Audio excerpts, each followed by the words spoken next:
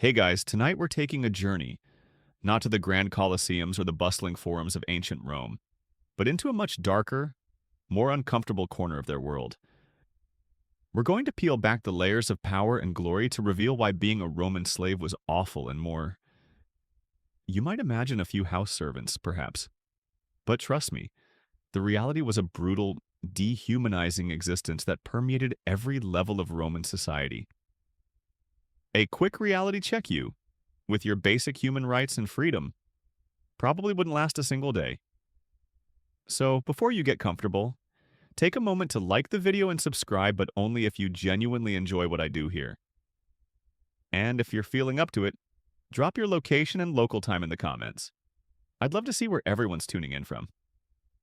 Now, dim the lights, maybe turn on a fan for that soft background hum, and let's ease into tonight's journey together.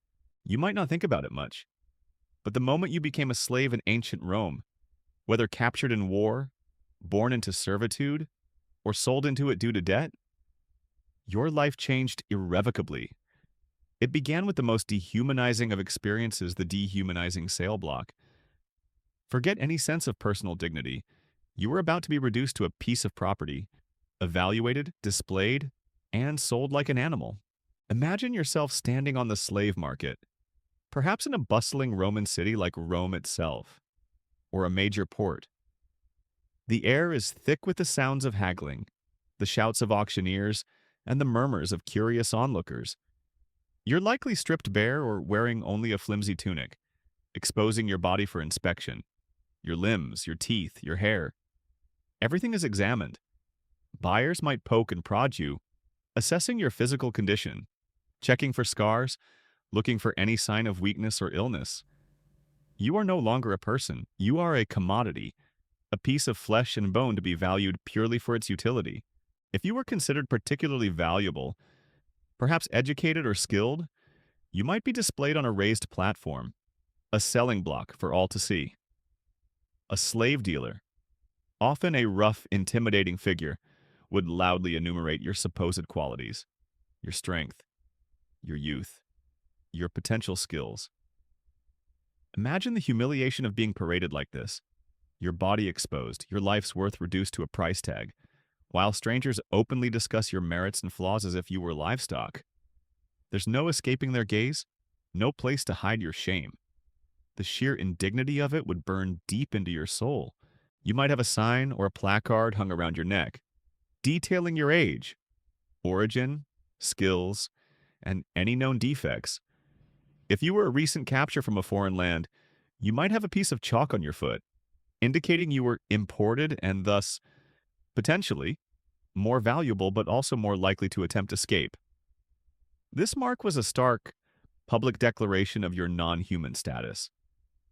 A common historical fact is that newly imported slaves from overseas were often sold with a titulus sign detailing their origin and health, and sometimes even had a chalked foot or cap on their head.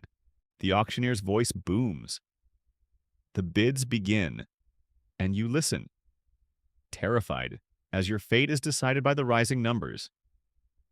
You have no say, your family, if they were captured with you, might be sold separately, leaving you utterly alone, adrift in a sea of strangers.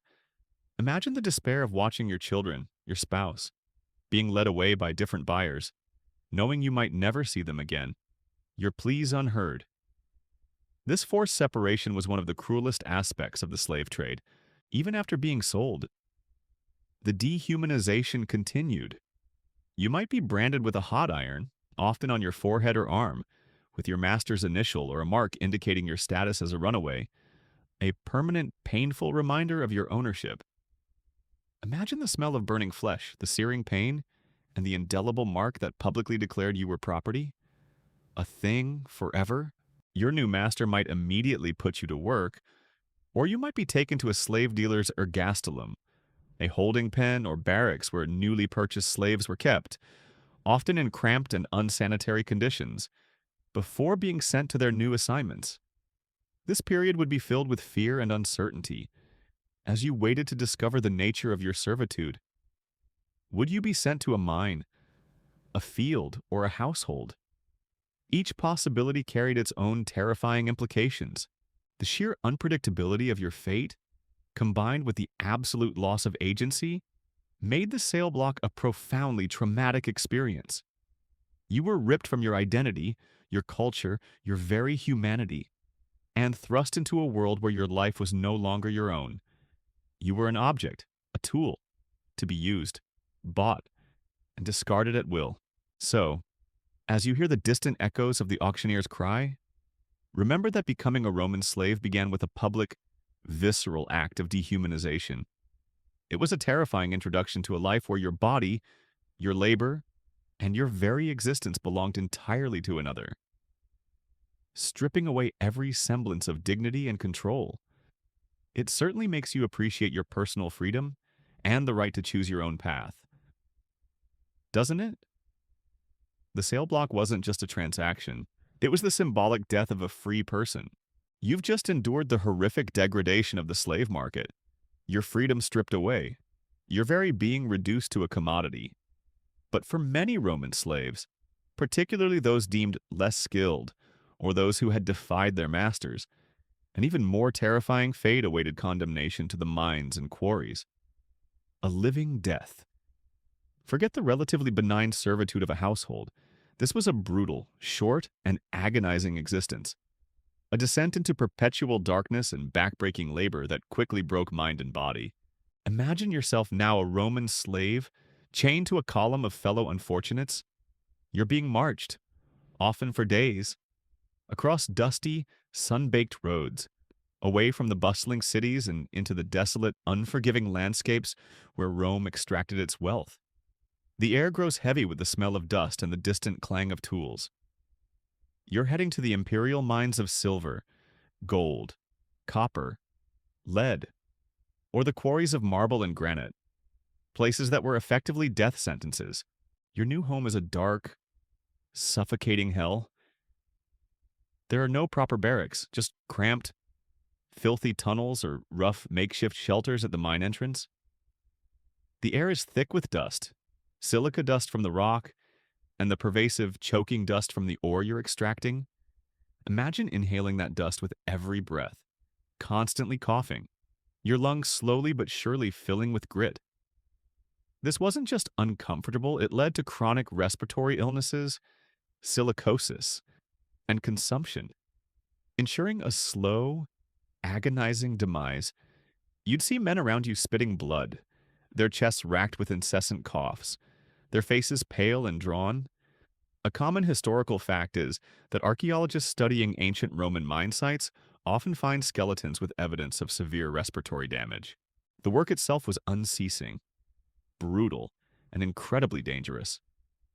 You're deep underground, often in narrow, poorly ventilated tunnels, lit only by flickering oil lamps that barely pierce the gloom. With primitive tools, picks, hammers, chisels, you're forced to chip away at solid rock for endless hours, day after day, year after year. Imagine the repetitive strain on your muscles, the constant vibration up your arms, the exhaustion that permeates your entire being. You're chained to your task, or to other slaves, preventing escape and enforcing relentless labor. The dangers were manifold and immediate. Rockfalls were common, burying men alive or crushing limbs.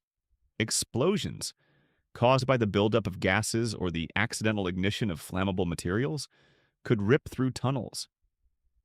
Accidents with tools were frequent, leading to deep gashes, shattered bones, and permanent disfigurement. Imagine the screams echoing in the darkness as a section of the tunnel collapses, or a pickaxe slips, severing a foot. There were no safety protocols, no emergency services. If you were injured, you were often left to die, or summarily killed to prevent being a burden. Historians still debate the precise mortality rates in Roman mines, but estimates suggest the average lifespan for a mine slave was incredibly short. Perhaps only a few years. Water was scarce, and what little there was often contaminated, leading to outbreaks of dysentery and other waterborne diseases. Food was meager, usually coarse bread, gruel, and water, just enough to keep you alive and working, but not enough to sustain health or energy. You'd be perpetually hungry, malnourished, your body a constant testament to deprivation. And then there's the physical brutality from the overseers, often themselves slaves or brutalized freemen. They were driven by quotas, and any perceived laziness or slowing of pace would be met with the lash, with clubs, or with chains. Imagine the constant threat of a beating, the burning welts on your skin, the raw fear that would prevent you from resting, even for a moment, pushing your already exhausted body past its limits. You'd see fellow slaves flogged to death, or left to perish from their injuries, serving as grim warnings. Escape was virtually impossible. You were deep underground, often miles from the surface, surrounded by guards, and chained to your work. Even if you made it out of the mine, you'd be in a desolate, heavily patrolled area, without food, water, or knowledge of the surrounding land. The chances of freedom were almost nil. The psychological toll would be immense. The constant darkness, the endless, repetitive labor, the pervasive threat of death or injury, the unceasing hunger and thirst, and the absolute lack of hope would slowly erode your mind. You would be reduced to a living automaton, driven only by the primal urge to survive another hour, another day. Your identity, your memories, your very humanity would begin to fade in the crushing reality of the mine. So, as you hear the distant echoes of picks against rock, remember that for countless Roman slaves, the path to wealth and glory for the empire was literally paved with their agonizing deaths. The mines and quarries were not just places of labor, they were subterranean hells, where human beings were treated as disposable tools, enduring a fate far worse than a quick death on the battlefield. It certainly makes you appreciate clean air, access to water, and basic safety regulations, doesn't it? The cost of Roman grandeur was paid in the pulverized bodies and shattered lives of its most wretched. You've just witnessed the slow, agonizing demise of slaves condemned to the Roman mines, a fate almost beyond comprehension. But not all slaves worked in such claustrophobic, subterranean horrors. Many were destined for the vast, sun-drenched, yet equally brutal, landscapes of Roman agriculture. Now, imagine yourself among them, experiencing the relentless, backbreaking labor and harsh conditions that define the lives of agricultural slaves, endless toil on the sprawling Roman estates. Imagine waking before dawn, not in a cozy bed, but on a rough straw mat in a communal barracks or ergastulum, on a sprawling latifundium, a massive Roman agricultural estate. The air is cold and damp, filled with the smell of unwashed bodies, stale straw, and the distant scent of the animals you'll be tending. You're roused by the harsh shout of an overseer, a taskmaster who might himself be a slave, but one empowered by your owner with brutal authority. There's no time for a proper meal, perhaps just a piece of hard bread. As you're hurried out into the pre-dawn gloom, your day is dominated by unrelenting physical labor. If you're working in the fields, you're often barefoot, or in simple sandals, trudging through mud or dusty soil.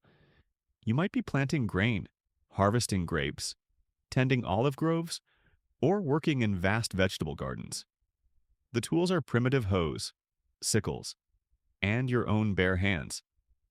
Imagine bending over for hours under the relentless Mediterranean sun, your back screaming, your muscles aching, as you repeatedly hack at the earth or painstakingly pick olives. The work is repetitive, monotonous, and utterly exhausting. There are no machines, no breaks, just endless toil from sunup to sundown. You often hear modern farmers complain about a long day, but theirs typically ends with a comfortable bed and a hot meal. Yours would not. The conditions are designed for maximum efficiency, not comfort. You're often working in gangs, chained together or closely monitored, to prevent escape and ensure constant labor. Imagine the clanking of chains with every step, the constant reminder of your bondage. The overseer, armed with a whip or a stick, paces constantly, ready to punish any perceived slowing of pace or act of defiance. Beatings are common, a regular part of the day, leaving your body a canvas of bruises and welts. You see other slaves flogged for minor infractions, their screams echoing across the fields. serving as a chilling reminder of your own precarious existence. Food and water are meager, just enough to sustain your labor, but rarely to nourish you properly. Your diet consists primarily of coarse grain, perhaps some vegetables and water, often unpurified and potentially contaminated. Malnutrition is rampant, weakening your body and making you susceptible to disease. Imagine the constant gnawing hunger, even after you've eaten, and the perpetual thirst under the scorching sun. Dehydration is a constant threat, and you see men collapse from heat stroke, left to die in the fields if they cannot be revived. The housing is grim. You sleep in overcrowded, unsanitary barracks, sometimes chained to your sleeping space. Privacy is non-existent. The air is stale, filled with the smells of unwashed bodies, sweat, and animal waste. Fleas, lice, and other vermin are constant companions, their bites adding to your misery. Disease spreads rapidly through these cramped quarters. Dysentery, respiratory infections, and skin diseases are rampant, often leading to slow, agonizing deaths. There are no doctors, no medicine, just a grim expectation that the sick will either recover on their own or die. A common historical fact is that Roman agricultural slaves had a significantly shorter life expectancy than other types of slaves due to the extreme physical demands and poor living conditions. Winter brings different challenges. The outdoor labor might lessen, but the cold, damp conditions in the barracks, combined with continued malnutrition, make you vulnerable to chills, fevers, and pneumonia. There's no escaping the pervasive cold that seeps into your bones, even when huddled with others. And the lack of hope. For many agricultural slaves, manumission-gaining freedom was a distant, almost impossible dream. Their lives were a continuous cycle of labor, pain, and deprivation, with no end in sight. They were considered beasts of burden, living tools, whose only purpose was to extract wealth from the land for their master. The psychological toll of this endless, meaningless toil, coupled with constant fear and physical suffering, would slowly erode your spirit, turning you into a hollow shell of your former self. Scholars still debate the extent of psychological resistance among agricultural slaves, and how common acts of sabotage or passive aggression were in response to their brutal conditions. So, as you hear the distant sounds of agricultural machinery, remember the millions of Roman agricultural slaves whose lives were defined by endless, brutal toil under the merciless sun. Their existence was a stark testament to the unforgiving nature of Roman economy, built on the backs of those who suffered a slow, agonizing death from exhaustion, malnutrition, and abuse. It certainly makes you appreciate your comfortable bed and easy access to food, doesn't it? The fields that fed Rome were watered with the sweat and tears of those who were truly cursed. You've imagined the backbreaking, endless toil of agricultural slaves, a life of relentless suffering under the sun. Now, let's turn our gaze to a different kind of Roman slave, one whose existence was defined by a terrifying dance with death in the arena. Forget the glory and the legends. The truth of gladiator spectacles of slaughter reveals a brutal reality of constant danger, intense physical and psychological torment, and a life often ending in a bloody, agonizing display for the entertainment of the Roman masses.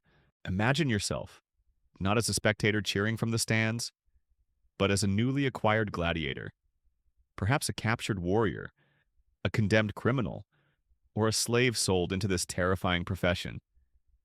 You're taken to a ludus, a gladiatorial training school.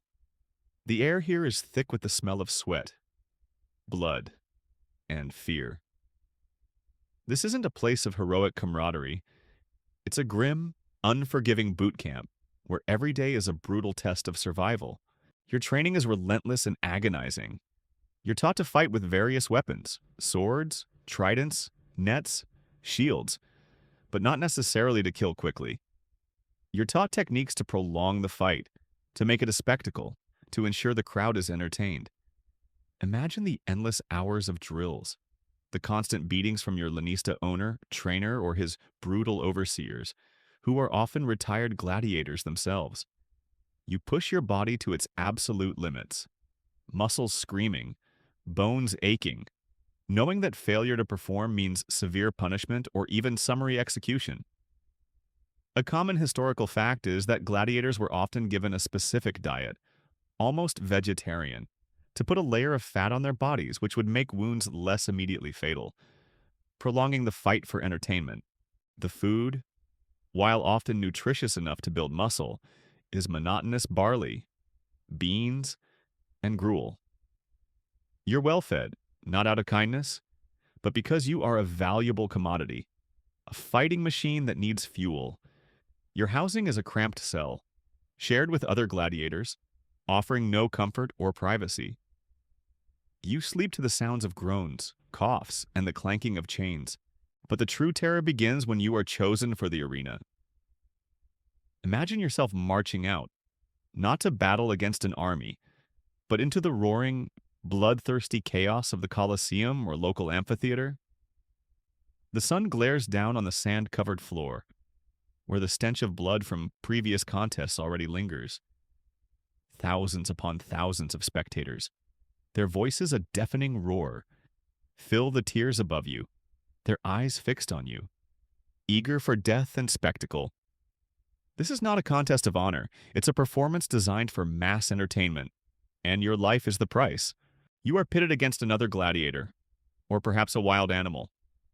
The fight isn't about skill alone, it's about endurance, about making a good show, about satisfying the crowd. You hear the clash of steel, the grunts of exertion, the screams of pain. You feel the blows, the cuts, the raw agony. Your armor, while offering some protection, is heavy and restricts your movement. You fight desperately, not for glory, but for the slim chance of survival, knowing that every wound brings you closer to the inevitable end. And if you fall, wounded and defeated, the decision of life or death rests with the crowd, or the presiding magistrate, often signaled by a thumb gesture. Imagine lying on the sand, bleeding, gasping for breath, your eyes scanning the vast sea of faces, desperately seeking a thumb pointed upwards, pollis verso, for mercy. But more often, you might see the thumb pointing down, or perhaps a waving handkerchief, a signal for your execution. Then, the grim ritual, the victor, or a specialized executioner, delivers the coup de grace, a fatal blow to your throat or heart. You hear the cheer of the crowd as your lifeblood soaks into the sand, becoming part of the spectacle. Historians still debate the true meaning of the thumbs up and thumbs down gestures and their frequency, but the ultimate power of life or death resting with the crowd was undeniable. Beyond combat, there were other horrific fates for gladiators. Some were condemned to fight against wild beast venationes, often unarmed or poorly armed, a gruesome hunt designed to showcase exotic animals and ensure a bloody end for the human participants. Imagine being thrown into the arena with a snarling lion, a charging bear, or a ferocious wild boar, knowing you have virtually no chance of survival. Your death merely a prelude to the main event. The psychological toll of this existence was immense. You were constantly aware that your life was not your own, that your body was merely a tool for entertainment, and that every fight could be your last. The friendships you might forge with fellow gladiators were tinged with the knowledge that one day you might have to kill them or watch them die. Hope was a dangerous luxury, even if a gladiator survived many fights and gained fame. Their freedom manumission was rare and hard-won. They were always branded by their past, living with the physical scars of their battles and the psychological trauma of having lived a life on the edge of death, constantly performing for the pleasure of others. So, as you hear the distant roar of an imaginary crowd, remember that the gladiatorial games were not noble contests, but brutal spectacles of human suffering and death, engineered to entertain a vast empire. The life of a gladiator was one of unending physical abuse, constant fear, and the profound dehumanization of being a disposable instrument of entertainment. It certainly makes you grateful for modern spectator sports, doesn't it? The sands of the arena were stained with the awful truth of human cruelty. You've just witnessed the brutal spectacle of gladiatorial combat, a terrifying dance with death for the entertainment of thousands. But not all Roman slaves faced such outwardly violent fates. Many lived within the seemingly more benign confines of Roman homes. Yet their lives were still defined by arbitrary cruelty, constant fear, and a subtle, pervasive form of suffering. Now, let's uncover the often hidden realities of household slaves, the hidden pains. Forget the idealized image of loyal, benevolent servants. The truth was a daily struggle against indignity, overwork, and the ever-present threat of a master's capricious wrath. Imagine yourself as a newly acquired household slave, perhaps purchased from the market or brought in from a rural estate. You might find yourself in a grand Roman domus house or a bustling villa. Unlike the fields or mines, there are no chains, no whips constantly cracking, but a more insidious form of control. Your life is now defined by the whims of your master and mistress and the intricate social hierarchy of the Roman household. Your days are filled with relentless, varied labor. There's no single job. You are expected to perform whatever task is required. You might be a cubicularious chamber slave, constantly at your master's beck and call, helping him dress, attending to his personal needs, and waiting tirelessly. Or a caucus cook, spending hours over hot fires, preparing elaborate meals for lavish banquets, even if you rarely get to taste them yourself. You could be a vestiarius clothekeeper, meticulously cleaning and maintaining expensive garments, or a Nutrix wet nurse, responsible for suckling and raising your master's children, even if your own child has been taken from you. Imagine the physical exhaustion from long hours on your feet, the repetitive tasks, and the constant mental alertness required to anticipate your master's every desire. There's no quitting time, no weekends. Your service is 24/7. One of the most insidious hidden pains was the lack of privacy and personal space. You might sleep on a mat in a hallway, in a small cupboard, or in a shared, cramped room with other slaves, always within earshot or eyesight of your masters. Your life is lived entirely for others, with no moments truly your own.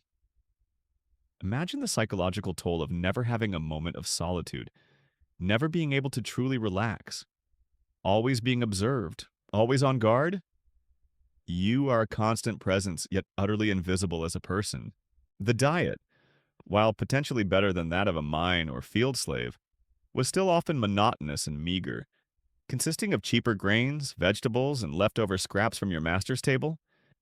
You'd be perpetually hungry, especially if you were engaged in heavy labor, and access to clean water or proper hygiene was still limited, making you susceptible to illness, even within the grand home.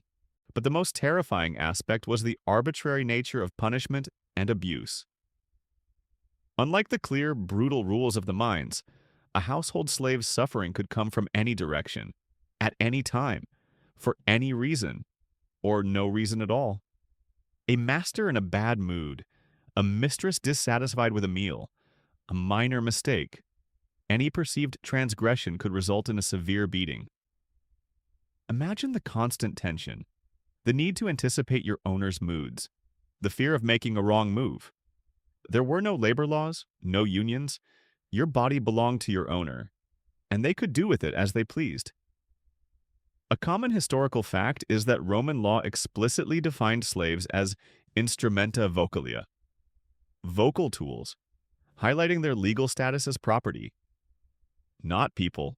Sexual abuse, particularly for female slaves, was a rampant and horrifying reality, a hidden pain that permeated every aspect of their lives. We will discuss this in more detail in the next chapter, but it was an ever-present threat that stripped victims of their dignity and autonomy. Even seemingly privileged household slaves, like educated scribi secretaries or Medici doctors, lived under this constant sword of Damocles. Their intellectual superiority or specialized skills offered no true protection from the master's ultimate power. They could be beaten, sold, or even killed on a whim.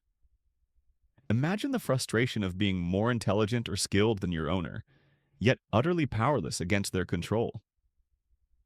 Historians still debate the extent to which upward mobility, or good treatment for some household slaves balanced the overall brutality of the system. But it's clear that even privileged slaves lived with profound limitations and threats. The psychological burden of this existence was immense. You were constantly performing, suppressing your own emotions, adopting a submissive demeanor, all while maintaining an outward appearance of obedience. The loss of autonomy, the constant fear, the indignity of being treated as a tool rather than a human being. These invisible wounds would accumulate, slowly eroding your spirit and your sense of self. Your dreams, your hopes, your very identity are constantly under siege.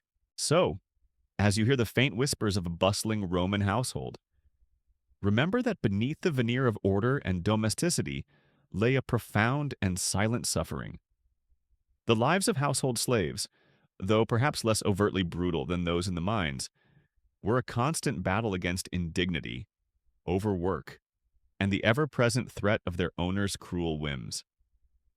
It certainly makes you appreciate your right to personal space, self-determination, and a day off, doesn't it, for these slaves? The home was just another form of prison. You've explored the relentless and often hidden pains of household slavery, a world of constant surveillance and arbitrary authority. Now, let's delve into one of the most abhorrent and widespread aspects of Roman slavery, a grim reality that permeated all levels of society. Sexual exploitation, a constant threat. Forget any notion of consent or personal boundaries for Roman slaves, particularly women and often young boys. Their bodies were considered property, perpetually vulnerable to the desires and whims of their owners and others. Imagine yourself as a female slave within a Roman household, perhaps a serva female slave or an ancilla handmaiden. Your life, your daily tasks, and your very presence are dictated by your master and mistress. But beyond the chores and duties, an ever-present, terrifying vulnerability hangs over you. Your body is not your own. You are property, and as such, you can be used, exploited, and abused without consequence by your owner, their sons, or even their guests. The lack of legal protection was absolute. Roman law treated slaves as res, things, objects, not persons. This meant a master had virtually unlimited power over their slaves, including their bodies. There was no concept of rape as a crime against a slave, because property cannot be raped in the legal sense.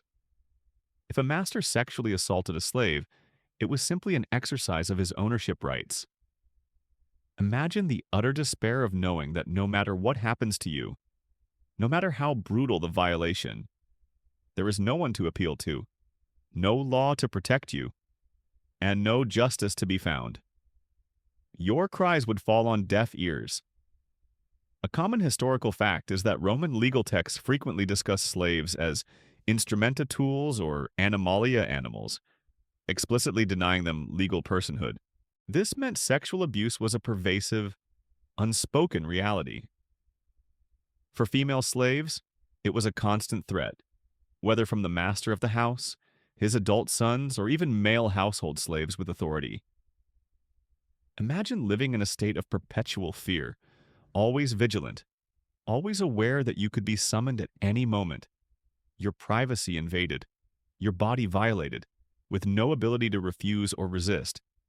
The psychological terror of this constant vulnerability would be immense, eroding your sense of self-worth and leaving deep, invisible scars. And it wasn't just female slaves. Young male slaves, particularly those considered beautiful, were also frequently subjected to sexual exploitation. Roman society had different attitudes towards sexuality, and the sexual use of male slaves by their masters was widely accepted and not considered shameful for the master. Imagine being a young boy, ripped from your family, and then subjected to this kind of abuse, stripped of your innocence and dignity before you've even reached adulthood. The powerlessness, the trauma, would be equally devastating. The threat extended beyond the immediate owner. Slaves could be lent out, rented, or even prostituted by their masters for profit. Imagine being forced into prostitution, your body used as a source of income for your owner, subjected to countless strangers with no control over your own fate. You would be paraded, displayed, and sold for sexual services, your humanity utterly disregarded. This was a grim economic reality for many unfortunate slaves, even if you weren't directly subjected to sexual violence. The pervasive nature of it created a constant atmosphere of fear and degradation. You would witness it happening to others, hear the whispers, see the broken spirits. This constant exposure to the vulnerability of your fellow slaves and the absolute power of the master would reinforce your own precarious position and the reality that you, too, could be next. The consequences of pregnancy resulting from such exploitation were complex and often tragic. If a female slave became pregnant by her master, the child was still born into slavery. Imagine carrying a child that is both a product of your violation and destined to inherit your enslaved status. The master might acknowledge the child, or even free it later, but the initial reality was that the child belonged to him, just like its mother. Scholars still vigorously debate the emotional complexities of slave-master relationships, particularly when children were involved, noting the profound ethical dilemmas created by the system. This reality created a profound psychological burden. Slaves were forced to suppress their emotions, their dignity, and their natural human responses to such violations. They had to adopt a facade of compliance, internalizing the trauma, leading to deep-seated emotional pain, depression, and a loss of self. Their bodies were no longer their own, and neither in many ways were their minds. So, as you hear the distant echoes of Roman society, remember that beneath the grandeur and the legal structures lay a horrifying truth. For countless Roman slaves, their bodies were not their own, perpetually vulnerable to the sexual desires and whims of their owners. This constant threat of sexual exploitation, coupled with the absolute lack of legal recourse, was one of the most dehumanizing and devastating aspects of Roman slavery, leaving indelible scars that transcended physical pain. It certainly makes you appreciate the fundamental rights to bodily autonomy and consent that are, thankfully, recognized today, doesn't it? The dark truth of Roman slavery was that personal dignity was a privilege, not a given. You've just confronted the horrific reality of sexual exploitation, a pervasive and deeply dehumanizing aspect of Roman slavery. But beyond the relentless labor and the insidious threat of abuse, there was the explicit, terrifying machinery of control, punishment, and torture. No mercy. Forget gentle warnings or humane detention. The Roman system employed cruel, often lethal, methods to control and terrorize its slave population, ensuring absolute obedience through brute force and public displays of agonizing retribution. Imagine yourself as a Roman slave. You've endured the exhausting labor, the meager food, and the constant fear. But now, you or a fellow slave has made a mistake, perhaps a clumsy accident, a perceived act of laziness, an attempt to escape, or even just displeasing the master on a whim. The punishment will be swift, brutal, and often a public spectacle designed to instill terror in the hearts of all who witness it. The most common form of punishment was the lash or the whip. This wasn't just a simple beating. The Roman flagrum could be a devastating instrument, a whip with multiple thongs, sometimes tipped with pieces of bone or metal, designed to tear flesh.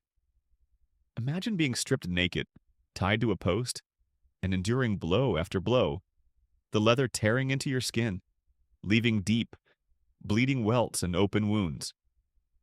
The pain would be excruciating, each strike ripping through your muscles and nerves. You'd scream, but your cries would be ignored, perhaps even encouraged by your master, who might watch dispassionately or even participate. The public nature of these floggings was crucial. It served as a chilling deterrent to every other slave watching, a constant reminder of their absolute powerlessness. A common historical fact is that a slave could be whipped without cause, and such beatings were seen as a master's right, not an abuse. For more serious offenses, or to extract information. Torture was a legal and accepted practice for slaves. Unlike citizens, slaves had no legal protection against torture. Their testimony in court was only considered valid if obtained under duress. Imagine being stretched on a rack, your limbs slowly dislocated from their sockets, or being branded with hot irons, leaving permanent, agonizing scars that identified you as a runaway or a repeat offender. You might be suspended by your hands for hours, or subjected to other horrific methods designed to inflict maximum pain and break your will. The goal was not just punishment, but absolute terror and submission. Historians still debate the precise frequency of torture used against Roman slaves, but its legality and the detailed accounts of its methods attest to its terrifying presence in their lives. Then there was the crucifixion. This was the ultimate, most agonizing, and most public form of execution, primarily reserved for slaves, rebels, and the lowest criminals. Imagine being nailed or tied to a large wooden cross, left to hang for hours, sometimes days, under the scorching sun. Your body would ache, your muscles cramp, and breathing would become an agonizing struggle. You'd be exposed to the elements, to wild animals, and to the jeers of passers-by. It was a slow, public, humiliating death, designed to terrorize any slave contemplating rebellion or serious crime. The sight of crucified bodies lining roads outside cities, rotting and exposed, served as a constant, horrifying warning to the slave population. This method of execution was deeply symbolic of Roman power and the expendability of slave lives. Beyond these brutal physical punishments, slaves faced other forms of severe retribution. Being sent to the mines or quarries which we previously discussed was often a punishment for disobedience or escape attempts, effectively a slow death sentence. Being sold to a gladiator school was another common and punitive measure, turning your life into a bloody spectacle. Even being sold to a crueler master was considered a severe punishment, as it meant a complete loss of any small comfort or familiarity you might have gained. The psychological impact of living under such a system of extreme punishment was immense. Slaves lived in perpetual fear, their lives constantly at the mercy of their masters' tempers. This fear was designed to crush any independent thought, any spark of rebellion, any hope of resistance. It instilled absolute obedience, not out of loyalty or affection, but out of sheer, raw terror. You would witness the suffering of others, internalize the lessons, and learn to suppress your own will, becoming, outwardly at least, a compliant tool. So, as you reflect on the justice system of ancient Rome, remember that for a Roman slave, there was no mercy, no appeal, and no real hope of escape from physical agony. Their bodies were instruments, and their suffering was a tool of control, designed to maintain the vast, brutal engine of Roman society. It makes you profoundly grateful for legal protections against torture and the concept of humane treatment, doesn't it? The shadow of the lash and the cross loomed large over every Roman slave. You've just witnessed the brutal reality of punishment and torture under Roman slavery, a system built on terror and absolute control. But beyond the physical pain and the constant threat of violence, there was a deeper, more fundamental aspect of a slave's existence that made their lives truly awful lack of rights. A living tool. Forget any semblance of human dignity or legal personhood. A Roman slave was legally defined as property, a mere instrument in the eyes of the law, utterly devoid of rights and entirely subject to the will of their owner. Imagine yourself as a Roman slave. You might walk the same streets as free citizens, serve in their homes, or toil in their fields. But in the eyes of Roman law, you are no different from a plow, a tool, or a piece of livestock. This absolute legal status as property res permeated every aspect of your life, stripping you of your humanity. You could not own property. You could not marry legally, though informal unions existed. And you could not enter into contracts. Every aspect of your existence was an extension of your master's will. You had no legal standing whatsoever. If you were injured, It wasn't a crime against you, it was damage to your master's property. If you were murdered, your killer was not prosecuted for homicide, but for damage to property, and only your master could seek recompense. Imagine being beaten, tortured, or sexually abused, and knowing that the law offered you no protection, no recourse, no justice. Your suffering was legally irrelevant. Your pain did not matter in the eyes of the state. A common historical fact is that Roman law allowed a master to punish, mutilate, or even kill their slave without legal consequence, effectively treating them as disposable assets. This lack of rights extended to your family. As a slave, you could not legally marry. Any relationships you formed, any children you bore, were not recognized by law. Your children were automatically the property of your master, regardless of who their father was, even if it was the master himself. Imagine the heartbreak of forming a bond, having children, and knowing that your family unit could be dissolved at any moment by your master, with individual members sold off to different owners, never to be seen again. You had no right to object, no legal claim to your own offspring. Your testimony in court was only considered valid if it was obtained under torture. This was a grotesque legal fiction, implying that a slave would only tell the truth under extreme duress. Imagine being put on the rack, or subjected to other agonizing tortures, not because you were suspected of a crime, but simply because you were the only witness available. Your suffering was deemed necessary for the pursuit of justice, for others, never for yourself. Historians still debate the practical application of this law and how often slaves were actually tortured for testimony, but the legal provision itself speaks volumes about their dehumanized status. You could not bring a lawsuit, not even against your own master, no matter how egregious their abuse.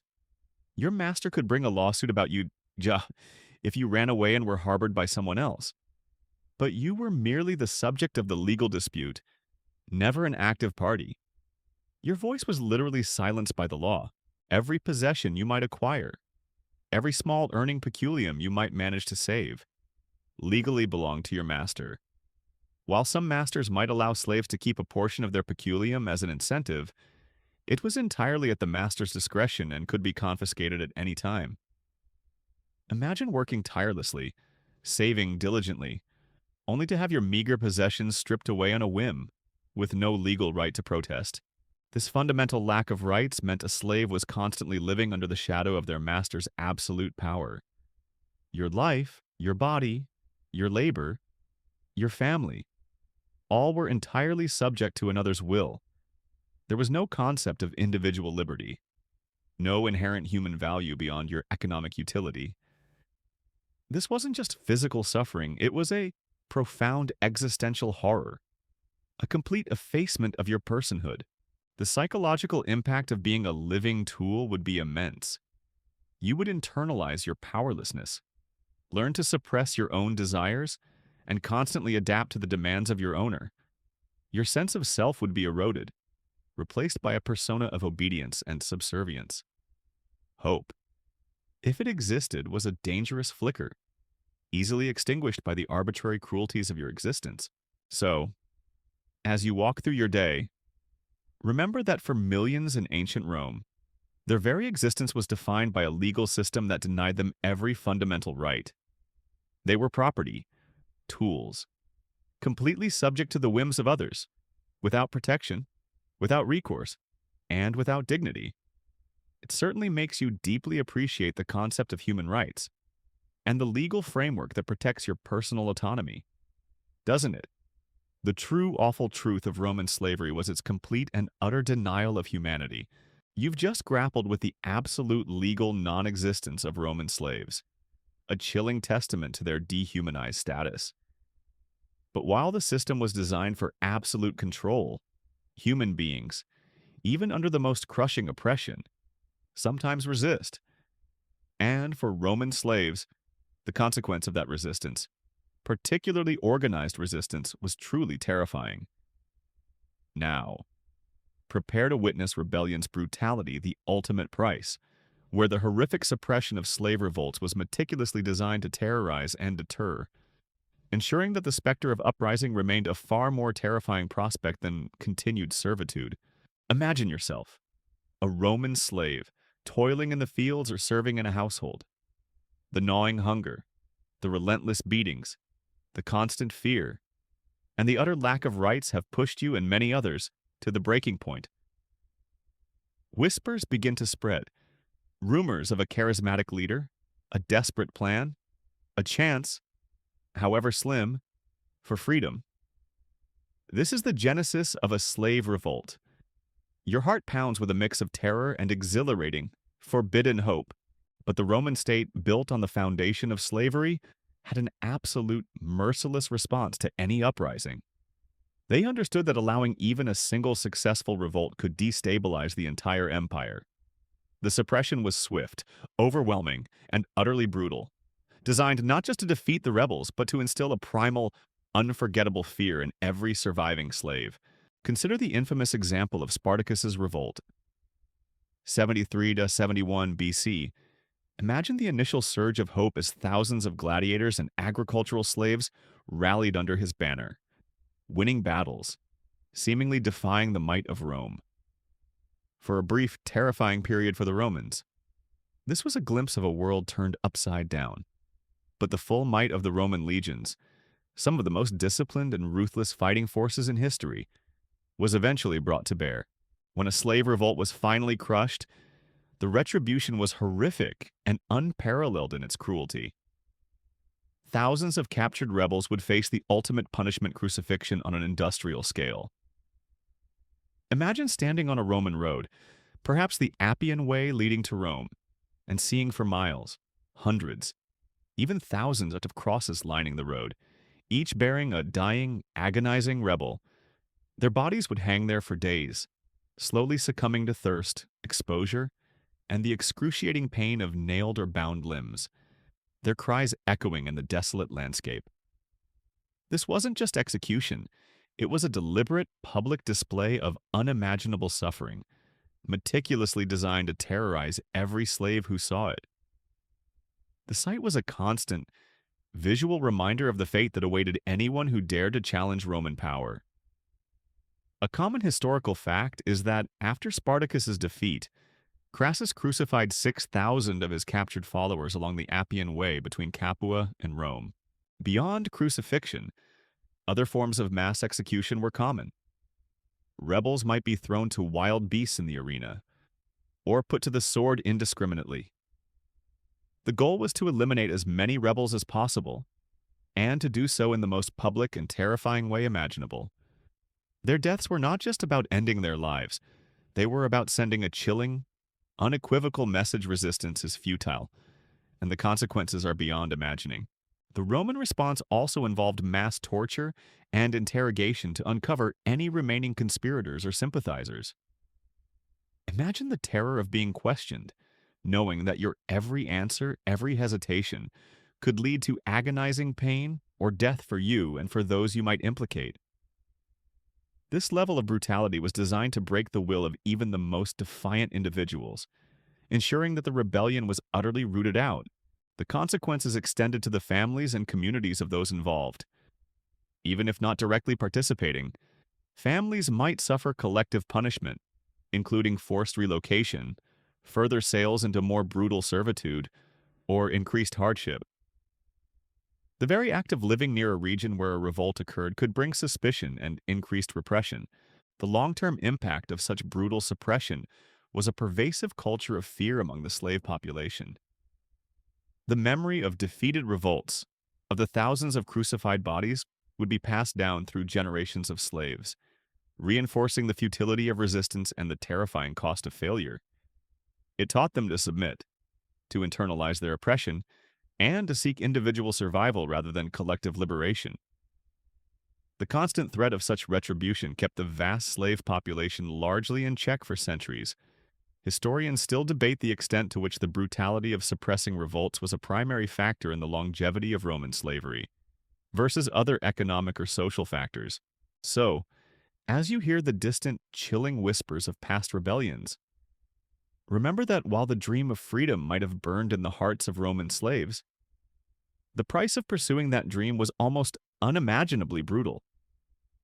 The Roman state ensured that any act of defiance was met with a terrifying, overwhelming display of power, forever etching the cost of rebellion into the collective memory of the enslaved. It certainly makes you appreciate the power of peaceful protest and the legal right to dissent, doesn't it? The ultimate truth of Roman slavery was that its enduring horror was maintained by the systematic, merciless crushing of hope. You've just witnessed the horrific brutality of Roman slave rebellions and their merciless suppression, a stark reminder of the ultimate price of resistance.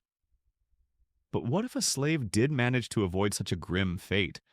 What if, through years of arduous labor, unwavering loyalty, or sheer luck, a Roman slave was granted their freedom? Now, let's explore the complex and often conditional reality of manumission's illusion and limits, where even freedom was often a shadow, still defined by past servitude and societal constraints. Imagine yourself a Roman slave after decades of loyal service. You've survived the brutal labor, the constant fear of punishment, the indignity of your status. Your master, perhaps on his deathbed, or feeling particularly generous, finally grants you your freedom. This act, called manumission, sounds like a dream come true. The ultimate reward for enduring so much. Your chains are symbolically removed, and you are declared liberatus freedman or liberta freedwoman. Imagine the overwhelming surge of emotion, relief, joy, disbelief, as the words of freedom are spoken. However, your freedom was often far from absolute. It came with significant strings attached. You were not immediately an equal citizen. As a freedman or freedwoman, you typically became a client of your former master. This meant you still owed them various duties and obligations. Imagine having to visit your former master every morning for the salutatio, a formal greeting ritual, offering your services or showing deference. You might still be required to perform certain tasks for them, or even give them a portion of your earnings. This wasn't outright slavery, but it was a clear continuation of a power imbalance, a constant reminder of your past servitude. Your freedom was often a conditional arrangement, where your former owner still held significant sway over your life. A common historical fact is that a freedman could not hold public office, nor could he marry a Roman senator's daughter, highlighting their continued social limitations. Your social status as a freed person was also incredibly precarious. You were free, yes, but you were never truly Roman. You carried the indelible mark of your former enslaved status. Society viewed you with a mixture of suspicion, condescension, and disdain. Imagine trying to make your way in Roman society, always aware that your every action, your every word, was judged through the lens of your past. You couldn't erase the fact that you were once property. This led to a subtle but pervasive form of discrimination, limiting your opportunities and your social acceptance. Building wealth and a new life was incredibly challenging. You had no property, no inheritance, and often no established networks beyond your former master's patronage. While some freedmen did achieve considerable wealth, especially those in skilled trades or business, this was the exception, not the rule. Imagine starting from absolute zero, with the added burden of societal prejudice and lingering obligations to your former owner. Every step was an uphill battle. Even your children would inherit some of your limitations. While they might be born free, they would carry the stigma of being the children of a freed person. Their opportunities, particularly in terms of social advancement and political participation, would be limited by your former status. Imagine struggling to build a better life for your children, only to realize that their path is still constrained by the shadow of your past. And then there was the ever-present threat of re-enslavement. While rare, a freedman could theoretically be re-enslaved if they committed certain crimes, or if it was discovered that their manumission was not properly conducted. Imagine living with that lingering fear, knowing that your hard-won freedom could be stripped away at any moment, sending you back into the nightmare you thought you had escaped. Historians still debate the practical frequency of re-enslavement, but the legal possibility certainly served as a psychological deterrent against disobedience. The psychological burden of manumission was also significant. You might carry the trauma of your past abuse, the memories of friends and family lost to slavery. You had to navigate a complex emotional landscape gratitude towards your former master for granting freedom, mixed with resentment for the years of servitude. You might feel a profound sense of loss for your original identity, your culture, and your true family, none of which could be fully reclaimed. You were free, but you were not whole. So, as you hear the distant whispers of freedom bells, remember that for a Roman slave, manumission was often a conditional, precarious state, a form of half-freedom shadowed by past servitude. It was a testament to the enduring power of the Roman system, which, even in granting liberty, ensured that the freed remained tied to their former masters and perpetually marked by their previous status. It certainly makes you appreciate the full and unconditional nature of modern freedom. Doesn't it for many Roman freed people? The chains of their past, though invisible, were never truly broken. You have completed a journey through the harsh realities of Roman slavery. We have explored the humiliation of being sold, through hard labor in the mines and fields, the brutality of the gladiatorial arena, the secret suffering of domestic servitude, the constant threat of sexual abuse, the brutal punishments and tortures, the utter lack of human rights, the brutality of suppressed uprisings, and finally the illusion and limits of freedom. As you drift off to sleep, let the images of pain and loss fade, knowing that you have gained a deeper understanding of a fundamental but often overlooked aspect of one of history's greatest empires. It is a chilling reminder of the sacred value of freedom and human dignity,